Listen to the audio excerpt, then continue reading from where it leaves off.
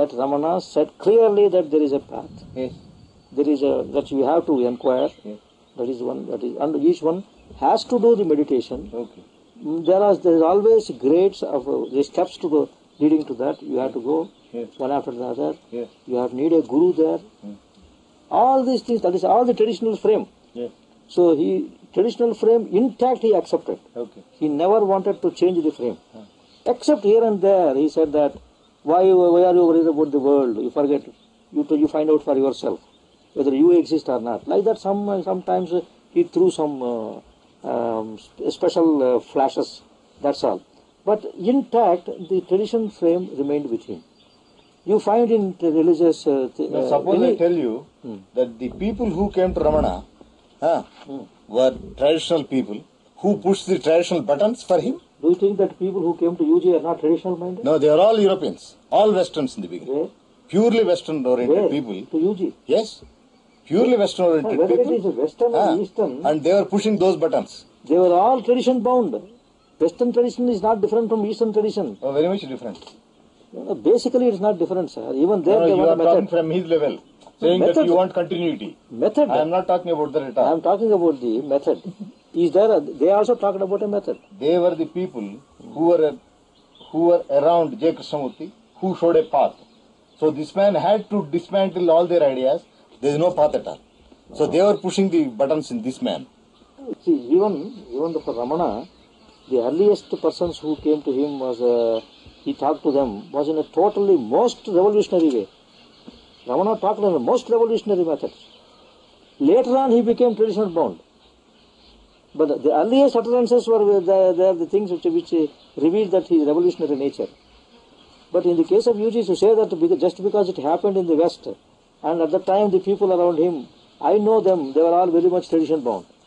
Barry, he was completely well read in the Advaita and the Eastern religious books, texts and all that.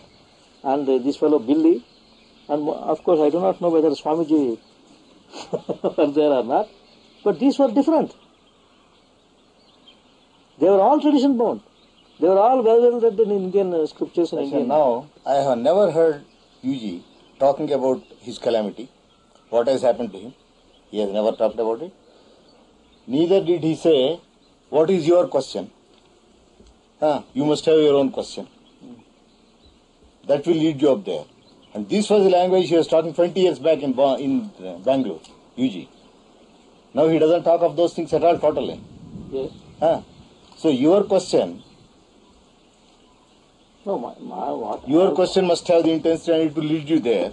Is old Upanishadic stuff, definitely. Nobody has ever talked about the things UG is talking nowadays. That is quite traditional. But one Sanskrit point came to me and he said, he was talking about these very traditional matters those days. He was mentioning these traditional matters. I was there. But he was not supporting the traditional structure. Talking about the traditional matter is different and supporting them is different. He never supported any of those statements. He always showed the flaws in those statements, which they were not able to take. And there was a big argument around these statements. And finally, it comes, it is so. Then it stopped. So he pointed out, if you say that the Kaschid Dhiraha, the Kaschid Dhira of your this one is not the one who is who want to do, go onto the Mount of Everest and then or do something very great, valorous things. It is the one who want to be for himself, not without the support of anything. All by himself. Without comparing himself, without becoming something else. So where the process of becoming has stopped, he is the Kaschid Dhira. He doesn't want to become something. So he was showing that the fallacies and the misleading the interpretations of those statements. All the Upanishadic statements he was telling. Upasantoyam Atma, our Ramakrishna used to quote that one. There is a Upasantoyam Atma, that is the greatest line in Brihadaranyaka Upanishad. So it is Shanti. Shanti is not the Shanti what you think. Upasanti, Shanti means it is like a volcano boiling inside. It is not the peace that you are thinking of and you imagine it to be. So you have an image around that word Upasanti. So he was trying to break the images and the frames we constructed around those terms and passed on from generation to generation. That's all. That's all is his task. And he was against the frame. What I am telling is, he was, Yuji, he was not accepting that the frames of these traditions. So you mean to say his teaching is just like Zen master who wants to demolish your conceptual structure itself, the structure of your concepts Something like of that, which yes, you are made. yes, very close to that, yes. Then he is not at all unique, sir. Because No. there are so many Zen masters No, I'm saying who are that bent upon demolishing our conceptual in structure. comparison, if you want to compare, that is the only thing we can say. It comes very close to that, where that these ones are totally demolished. Then this is nothing unique. Because it's a very old concept in Zen. No, maybe the concept may be there. What happens is that What is happening? Then I'll go and have a portion, sir. Disgusting. పెద్ద discussion Interesting things are happening. ఇద్దరికి video తీస్తున్నా There is a debate. There is something Yes, close yes, to the Chudala. Zen masters.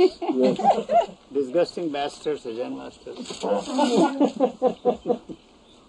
Institutionalized meditation, jokers. I was never attracted to Zen masters. Bob. Huh? Never. Because they were all the products of Buddha.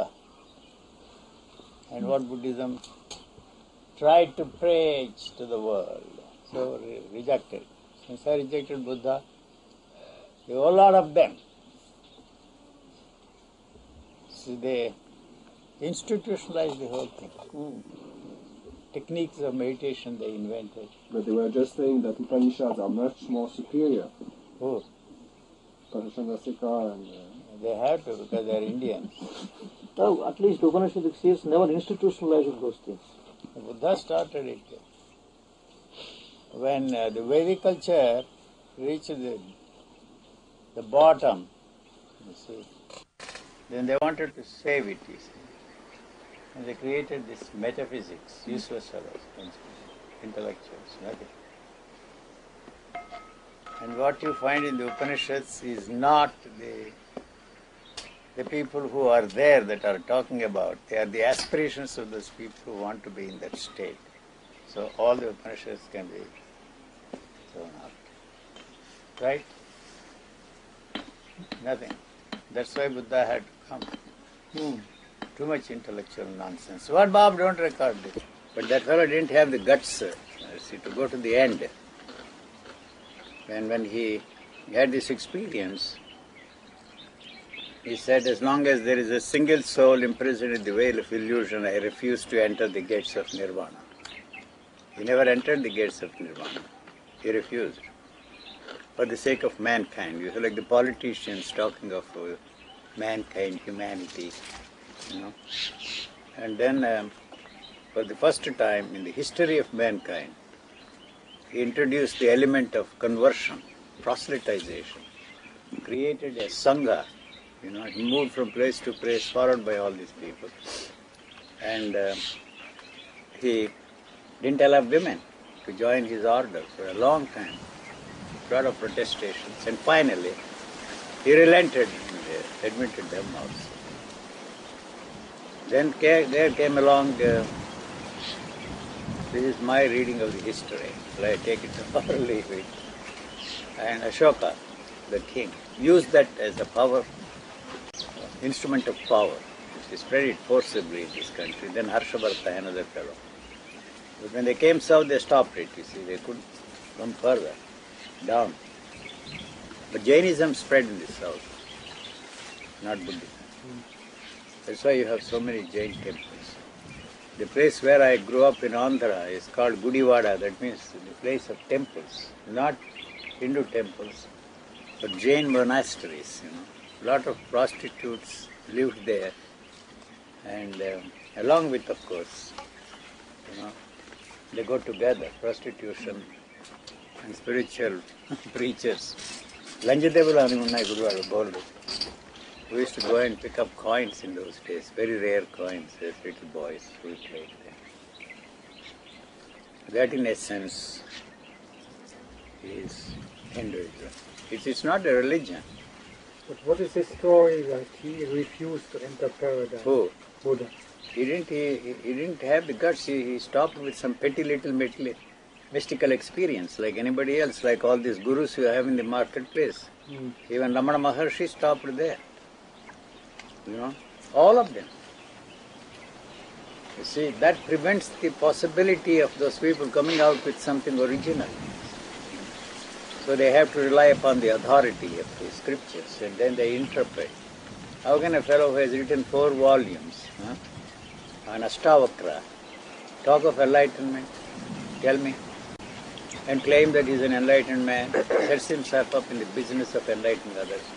He blasted everything Astavakra. You know? So he cannot do that. It's a sales pitch. They sell that stuff. And poor people. There is no authority for them. The filthy word you are using, enlightened man. Sorry, sir.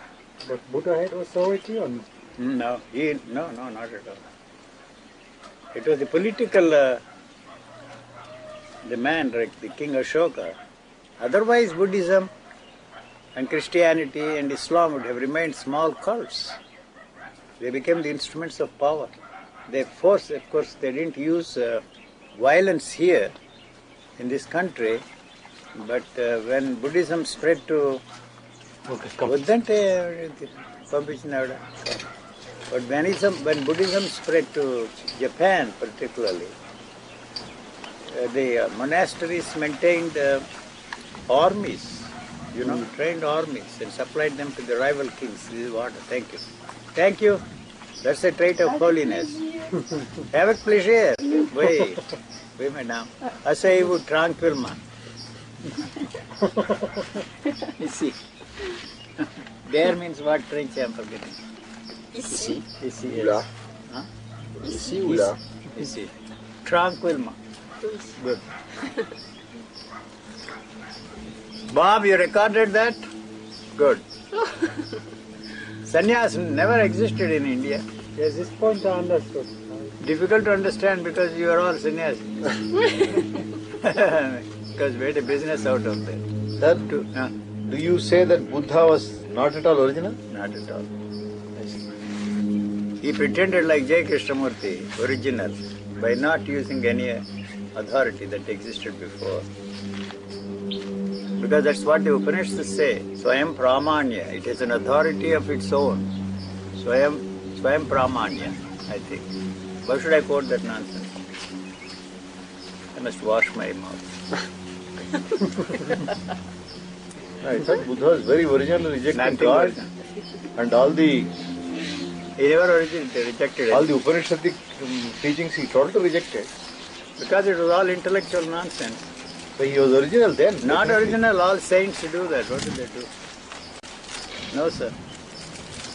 They did more harm. And the monastery supplied armies to the rival kings. That's why one of the Chinese saints called the founder of, what is that? Zen. Taoism? Zen. Chan. No. The first fellow who went there, your Andhra, you're so proud of. Bodhidharma, sir. Bodhidharma called him a barbarian. And Buddhist teachings, nothing but toilet paper, he said. He had the guts to say that in the 7th century. It is quoted there in, they put that quotation in French. Did Mind is the amazing. emperor asked him what is the holy teaching of the Buddha, and he said no holiness, just emptiness. Kill him, he said. If you meet Buddha, kill him. Well, anyway, what do you need a Buddha for? Same Christianity, also conversion. With violence, sir.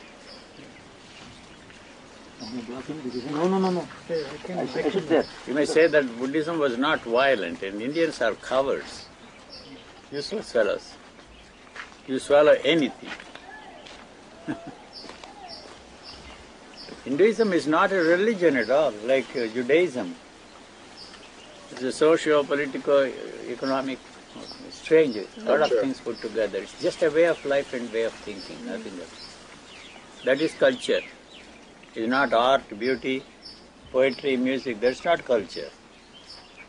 So that is part of your thinking. And think that you are superior to me because you are a Swami. What have you renounced? You have not renounced anything. And the second thing is they pick up new jargon, new language, use them and feel great. Like that's all. Remember those jokers that came, use those words, Krishnamurti and lingo. Huh? Not the Sanskrit phrases, but what's the difference? A truly religious man does not want anything for himself. But it is the responsibility of you all to see that my teaching, he didn't say the teaching, should be preserved for posterity in its pristine purity. So give liberally to my cause. I see. He added that. Sure, he sent cards. You see, he was brought up in not wealthy conditions, you see. He didn't have anything, you see, in his life in the early years. Here it's the other way around, you see. Buddha was born, you see, He's a king. as a king, so they didn't, anything I Whatever he wanted, wanted, he had. anything I wanted, I could have had anything in the world. I had, as a matter of fact, everything that one could reasonably ask for. If I wanted to buy a Rolls-Royce car, just in a jiffy, by writing a check on Imperial Bank of India, I could buy, you see. So they never interested. Money was not, in that sense, a Never felt the lack of that. primary, what is that word, sir, Bob? My language is very Concern. demand. No, I don't get the right word. Don't bother. We mystify by not using the right. That was not my interest. Money, see, I knew how you could make money. If I had dedicated myself to money, I would have been the world's richest man. World's richest. All the billionaires in the United States, nowhere, pale and insignificant. That was not my interest. My only interest was to be certain that Buddha was a con man. You see, when people around you, claimants, are not really the genuine people, you see. There is a dichotomy in their lives. What they said and what they were in actual life, in reality, intrigued me. I didn't call them dishonest people or any such thing. So if the teaching produced me, it doesn't help me in any way, the teacher must be wrong. You see, you don't blame usually the teachers, you exonerate them. The teacher is not responsible for that. You have not done it enough, you have not done the things in a right way, so you exonerate the teacher. No, I was not interested. If that teaching runs counter to the way I am functioning, something wrong. If I am not jealous, something wrong with me, you see. I am full of jealousy, I am full of greed, and you are talking of a state that doesn't exist at all. You claim that you are in that state. I don't see that you are operating that way. I'm very close to them. As I say that I was always surrounded by such people. I lived in the company of, sages, saints, saviors of mankind who claim to be murderers, rapists, conmen, thieves, everybody, any day. I opt for their company and not the spiritual people. There is some sort of integrity in them. They know exactly what they want and they don't mince matters. And so you see the teachers, no degree, I never accepted one of degree. Because normally... No, if you say one of degree, you have destroyed the possibility of going to the end, Degree never interested. Fellow fails in this examination, he study hard. That's a different matter. And You see, you don't know how to operate that through repetitive process. Yes. You learn how to operate, you improve it, you modify it. That is how the whole technology came into existence. For one cannot through a repetitive change process. himself like that. No. Not at all. This I discovered when I was very young. So thought is the instrument to put me in a thoughtless state. So not interested in that at all. This cannot be the instrument, How can this be the instrument? Tomorrow, the day after. So the teachers are false. And then go to the source. These are all the claimants. Everybody was caught up in that game, that in the process of evolution, thinking that we are evolution slowly... doesn't exist. There may not be any such thing as evolution. You can throw out all evolutionists, and much less in the field of spirituality. There you see it creates a hierarchical structure. Yes. I am far superior to others. Yes. You become a rightful principal master, this, that, in the second degree, third degree, you become a arhat. What nonsense is this, arhats? They fight amongst themselves. Now, how you freed yourself from that kind of conditioning? Don't use that word conditioning. What do you mean conditioning? It is not conditioning. What exactly do you mean by conditioning? Because everybody, everywhere we see this continuous process of learning is there. But you don't understand one basic thing, that this is also conditioning you in a different way. Which one? Whatever you are doing to uncondition yourself is for conditioning you in a different way. Yes. So that is important for me. Whether you are conditioned the ancient way or modern way or Krishnamurtian way, see, you may talk of unconditioned mind, but he doesn't operate like a man living in a state of unconditioned mind. So if you talk of the experience of a silent mind, what is he talking about? How can you experience a silent mind and then describe that as love, bliss, beatitude, immensity? Not at all interested in that. What is, you say? And then why do you describe that as love, bliss, beatitude and immensity? That's the sales pitch. That's what you are interested in. So he is selling you that. So he has created just a structure of thought. Nothing else is there. So you reject.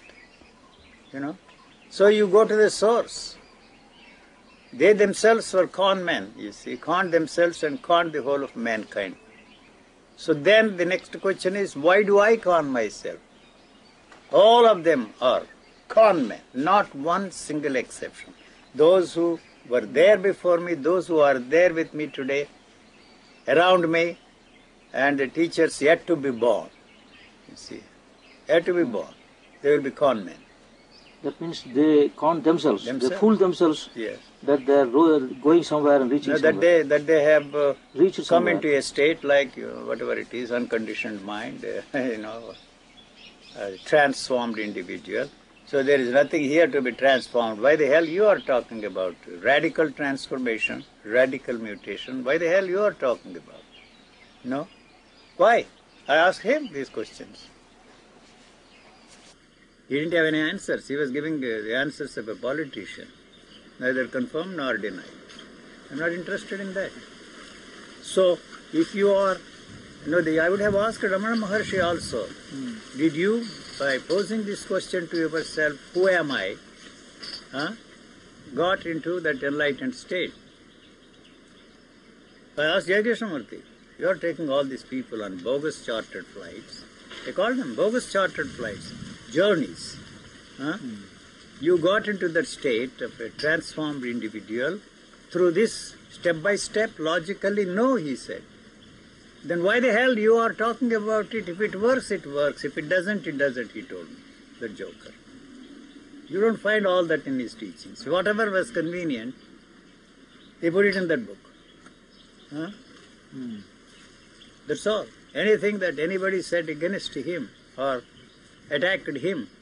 Because he believed that is the only way. He believed that, I tell you, he never freed himself from the world teacher business. Never.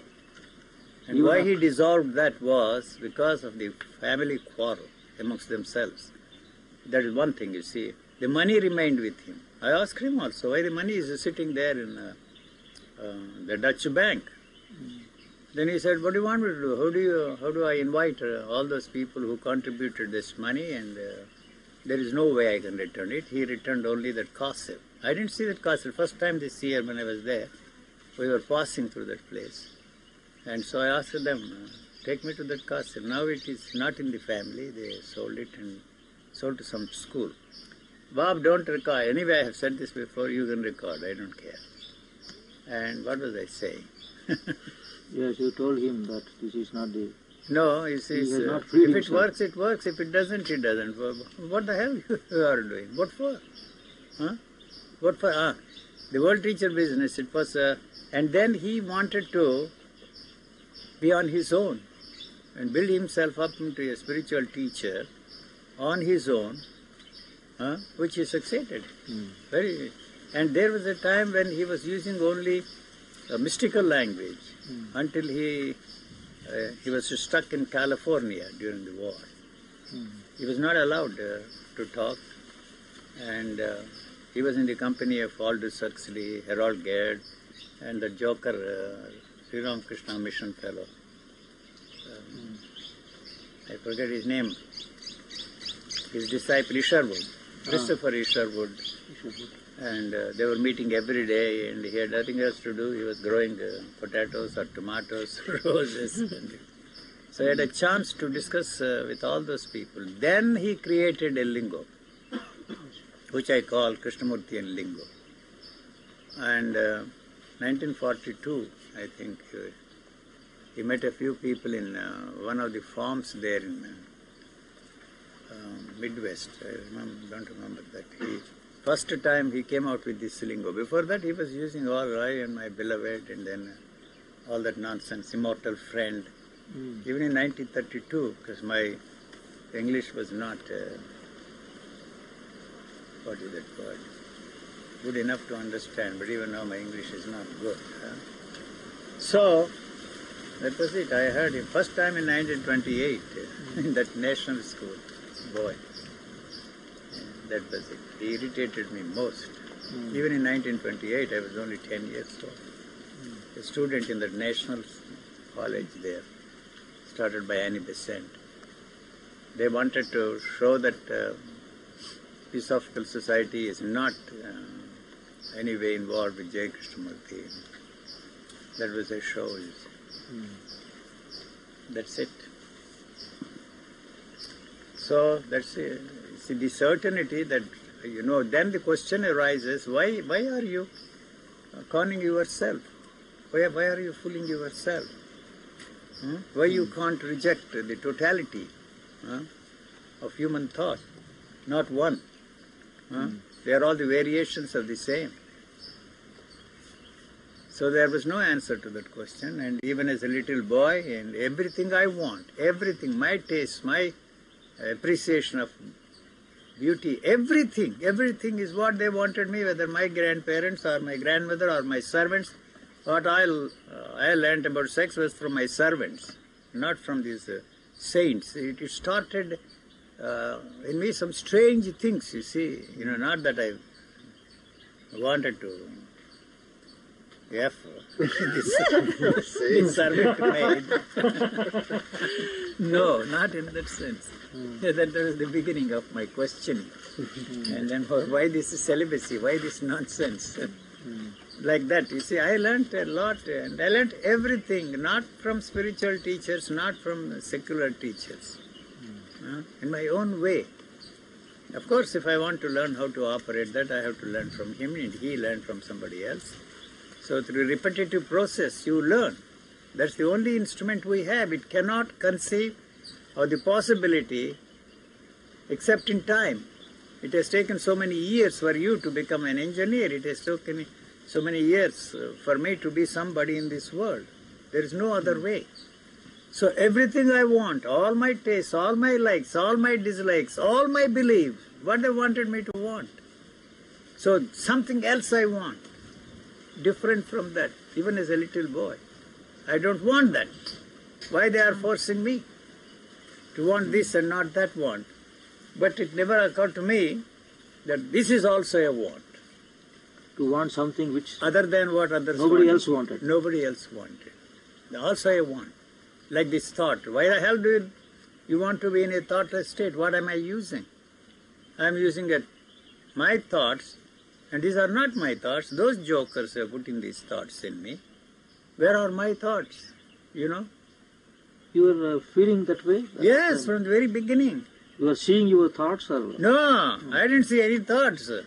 I didn't see any thinker. I didn't see any thinking there. how could you say that these are not my thoughts and these are my thoughts? What I see is only about thought, but not thought. Even today, what do you see? Come on, how do you find out? Why are you asking this idiotic question about thought? What is thought? How do you go about? What do you see there? How do you separate yourself from what you call thought and look at it? Actually, you don't look at thought. There is no thought about thought. What they said about thought. Thought is matter, thought is this, thought is that, thought is that. That's all you see there, but not thought. After all, you see, what is thought? Noise, sound.